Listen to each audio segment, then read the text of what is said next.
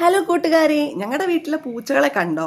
ഇത് 4ഉം ഒരമ്മ പെറ്റ മക്കളാണ്. ഒരമ്മയെന്ന് വെച്ചാൽ ഞങ്ങളുടെ വീട്ടിൽ 8 പൂച്ചകൾ സ്ഥിരമായിട്ട് ആഹാരം കഴിക്കാൻ വരുവേ.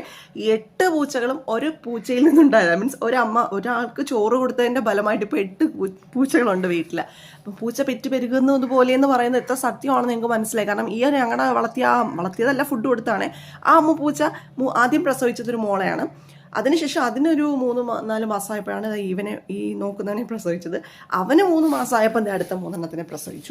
വേഗം പെറ്റ് പെരുകുന്നുണ്ട്. അപ്പോൾ ഇപ്പം മൊത്തം 8 പേരുണ്ട്. നമ്മൾ അകത്തിട്ട് വളർത്തുന്നതല്ല, പക്ഷേ ഫുഡ് കൊടുക്കും. 3 നേരം ഫുഡ് കൊടുക്കും. മറ്റു പൂച്ചകളിൽ നിന്ന് ഇവരെ രക്ഷിക്കുകയൊക്കെ ചെയ്യും. ഇവർ നമ്മുടെ വീട് വിട്ട് പോകത്തൊന്നുമില്ല.